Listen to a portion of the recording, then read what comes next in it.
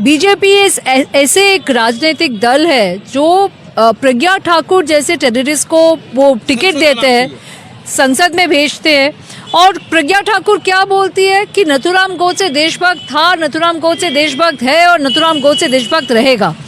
ये सोच रखने वाली प्रज्ञा ठाकुर को एमपी किसने बनाया? बीजेपी ने बनाया। तो बीजेपी सिर्फ आगे से दिखाता है कि वो गांधी जी के आदर करते हैं, गांधी जी के रास्ते में चलना चाहते हैं, पर वो गांधी के ऊपर नथुराम गोडसे को देशभक्त मानते हैं। नथुराम गोडसे की सोच से उनका पार्टी चलता है।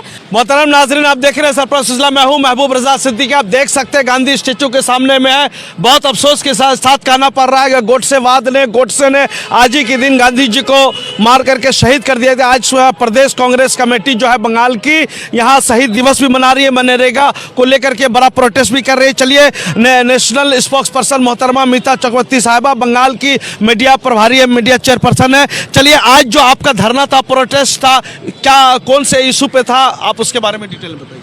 देखिए, एक तो हम लोग गांधी जी को याद कर रहे थे और यहाँ पर जो लगातार नथुराम गोडसे का जो आदर्श है, आइडियोलॉजी है, उसको आगे लेके जा रहा है बीजेपी पार्टी और महात्मा गांधी की और उनकी लेगेसी को भूलने का काम कर रहे हैं। वैसे मनरेगा का नाम बदलने के शुरुआत हुआ, उसके साथ जैसे 60-40 हो गया। अभी स्टेट और सेंटर में जो फिनेंशियल, स्टेट के ऊपर जो फिनेंशियल बर्डन दे रहा है, जैसे मनरेगा को डाइल्यूट करने के काम कर रहा है ये करंट गवर्नमेंट, बीजेपी सरकार, उसके खिलाफ हमारी आज प्रोटेस्ट था। देखिए, बीजेपी ऐसे एक राजनीतिक दल है जो प्रज्ञा ठाकुर जैसे टेररिस्ट को वो टिकट देते हैं, संसद में भेजते हैं। और प्रज्ञा ठाकुर क्या बोलती है कि नथुराम गोडसे देशभक्त था, नथुराम गोडसे देशभक्त है और नथुराम गोडसे देशभक्त रहेगा। ये सोच रखने वाली प्रज्ञा ठाकुर को एमपी किसने बनाया? बीजेपी ने बनाया। तो बीजेपी सिर्फ आगे से दिखाता है कि वो गांधी जी के आदर करते हैं, गांधी जी के रास्ते में चलना चाहते हैं, पर वो गांधी के ऊपर नथुराम गोडसे को देशभक्त मानते हैं। नथुराम गोडसे की सोच से उनका पार्टी चलता है और हेट पॉलिटिक्स जो है वो पूरा देश में फैलाने का काम कर रहा है। कहने का मतलब है कि दिल में गोडसे है, जबान पे गांधी है। दिल में, बिल्कुल दिल में गोडसे है और जवान में भी गोडसे है। जैसे प्रज्ञा ठाकुर तो जवान में भी गोडसे है। कुछ लोग हैं जो जवान में गांधी के नाम लेके चलते हैं, पर गांधी का लेगेसी को डाइल्यूट करना है उनका काम है, उनका मकसद है। इसीलिए मनरेगा के नाम से महात्मा गांधी का नाम निकालना, मनरेगा को डाइल्यूट करना, मनरेगा का फिनेंशियल बर्डन स्टेट्स के ऊपर डालना, ये सारी तमाम चीजें जो है ये यही दिखाते हैं कि ये गांधी की लेगेसी को भूलने का काम कर रहे हैं। आप जान सकते 20% से ज्यादा लोगों के पास जो है नोटिस इलेक्शन कमीशन ने भेज दिया और हर दिन हरेसमेंट करा। पहले जो नोटिस भेज करके लोगों के हेयरिंग सबको बातिल कर दिया। ऐसी सूरत हाल में आप क्या कहेंगे, ये एसआईआर हो रहा है या एनआरसी हो रहा है? देखिए, पहले तो 58,20,000 वो लोग निकाल चुके हैं कि डेड है, डिजीज्ड है या इस राज्य में नहीं रहते, ट्रांसफर्ड है, डुप्लीकेट है, फेक है, वो तो समझ में आता है। अभी जो 1,33,00,000 को हियरिंग के लिए बुलाया गया है लॉजिकल डिस्क्रिपेंसी की एक्सक्यूज देके, जब 24 जून 2025 और 27 अक्टूबर 2025 जो तमाम नोटिफिकेशंस निकाले थे इलेक्शन कमीशन ऑफ इंडिया, उन नोटिफिकेशंस में ये लॉजिकल डिस्क्रिपेंसी का कोई मेंशन नहीं था। लॉजिकल डिस्क्रिपेंसी का क्या बेसिस है या किस पैरामीटर में लॉजिकल डिस्क्रिपेंसी के लिए लोगों को बुलाया जाएगा, इसका कोई भी मेंशन नहीं था। तो मतलब ये एक आफ्टर थॉट है। जब पहले फेज में उनका जो टारगेट दिया गया था बीजेपी की तरह, सेंट्रल गवर्नमेंट ऑफ इंडिया जो टारगेट दिया था ईसीआई को कि इतने तमाम लोगों को निकालना है, वो टारगेट में वो फेल कर चुके थे। इसीलिए फेज 2 में 1,33,00,000 फिर से बुला लिए। ये अगर आप जानबूझ के इंसानों को परेशान कर रहे हो, कितने लोग हैं जो टेक्निकली कॉम्पिटेंट नहीं है, ट्रेंड नहीं है, कितने लोग हैं जिसको आप बुला रहे हो कि इसका डॉक्यूमेंट दिखाइए, उसका डॉक्यूमेंट दिखाइए।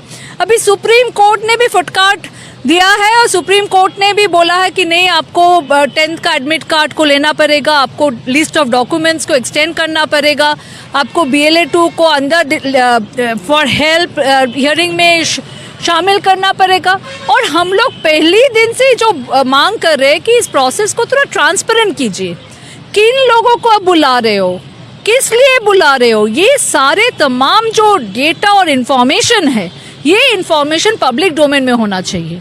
यही हमारी मांग है। हमारी पहले दिन से मांग था कि एसआईआर को इतना जल्दी में मत कीजिए, इतना कॉम्प्लेक्स और एक पॉपुलेटेड स्टेट है, इसका टाइम लिमिट को ज़्यादा कीजिए और आप ट्रांसपेरेंट वे से कीजिए। हम लोग एसआईआर का खिलाफत नहीं कर रहे, बट पॉलिटिकली मोटिवेटेड जो एसआईआर है, जो कि एक पॉलिटिकल इंटेंशन से किया जा रहा है, उसके खिलाफ है, और जो लोगों को आप परेशान कर रहे हो उसके खिलाफ है। क्या बीजेपी, बंगाल बीजेपी समझिए एसआईआर के थ्रू ही इलेक्शन जीतना चाह रही है क्या?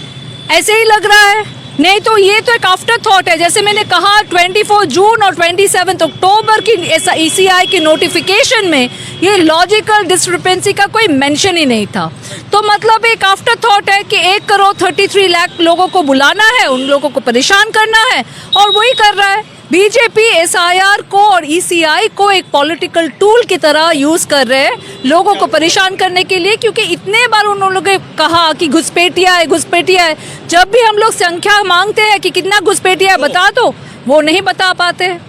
अभी इंडियन पार्लियामेंट में होम मिनिस्ट्री की तरफ से एक रिटर्न सबमिशन गया है कि हमें मत पूछिए, हम नहीं बता सकते कितनी घुसपैठिया है। अफसोस की बात है। दूसरी अहम बात है कि आप तो मीडिया चेयरपर्सन भी है, ऐसी सूरत हाल में कुछ महीने रह गए हैं आचार संहिता लागू में, इलेक्शन होने में, तो बंगाल बड़ा स्टेट है, कांग्रेस भी यहाँ बड़े पैमाने पर लड़ी है। 11 में कांग्रेस के साथ मिल करके तृणमूल कांग्रेस सरकार बनाई थी, बड़ा योगदान था कांग्रेस का।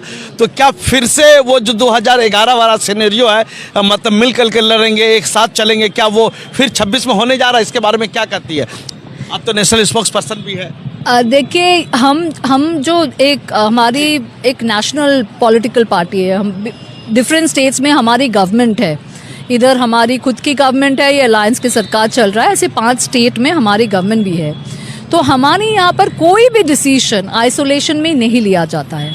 हमारे यहाँ पर जो डिसीजंस होते हैं वो एआईसीसी और पीसीसी बैठ के एक साथ सारे तमाम जो पॉलिटिकल फैक्टर्स है, पैरामीटर्स है, वो तमाम फैक्टर्स को इवैल्यूएट करते हुए वो लोग एक साथ डिसीजन लेते हैं, और वो डिसीजन एआईसीसी और पीसीसी मिलके लेते हैं। हम लोग ऐसे आइसोलेशन में डिसीजन ना ले सकते हैं, ना ये प्रोसेस मुमकिन है, और जो भी डिसीजन लिया जाएगा बहुत जल्द आपके सामने आप सबको बता। नेशनल कमेटी से तो आदेश हुआ है कि थोड़ा सा सॉफ्टली कॉर्नर रख करके थोड़ा सा इधर उधर बात नहीं करना है, थोड़ा सा टीएमसी को बचा के चलना है, ऐसा भी? नहीं, ऐसे कोई वर्डिक्ट नहीं है। हम लोग यहाँ पर तमाम इश्यूज, जो गवर्नेंस के इश्यूज है, टीएमसी के करप्शन की इश्यूज है, जितनी भी गवर्नेंस के फेलियर्स है, उन पे बात कर रहे हैं। हम लोग बीजेपी को खिलाफ है, obviously we are fighting against BJP across the nation. हर स्टेट में कांग्रेस पार्टी बीजेपी के खिलाफ, बीजेपी की जो डिवाइसिव हेट पॉलिटिक्स है उसके खिलाफ हम लोग लड़ाई लड़ रहे हैं, और बीजेपी और टीएमसी के खिलाफ हम लोग ऑल्टरनेटिव देने की कोशिश कर रहे हैं बंगाल के लोगों को।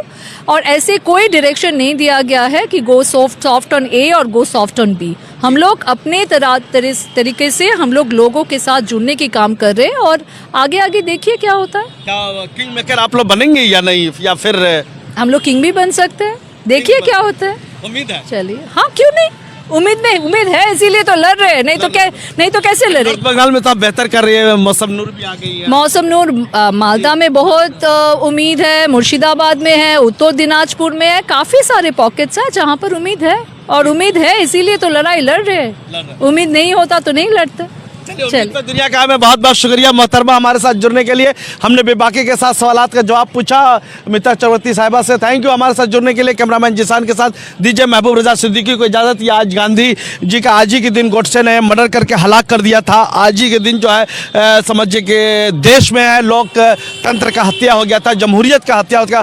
पहला जो है समझिए कि पॉलिटिकल मर्डर बोलिए, ये जो भी चीज़ बोलिए, शहीद दिवस आज हम लोग मना रहे हैं। हमारा जो है गांधी जी को शहीद कर दिया गया, बहुत अफसोस की बात है। और गोडसे वाले पूरे देश भर में नफरत फैला रहे हैं और घृणा फैला रहे हैं। ऐसी सूरत हाल में देखिए आगे बढ़ते हैं, क्या होता नहीं होता कुछ महीनों के बाद बंगाल। थैंक यू हमारे साथ जुड़ने के लिए। कैमरामैन जिसान के साथ दीजिए महबूब रजा सिद्दीकी को इजाज़त गांधी स्टैचू से। Welcome to K-Mall, a premium project by Kaleen Group.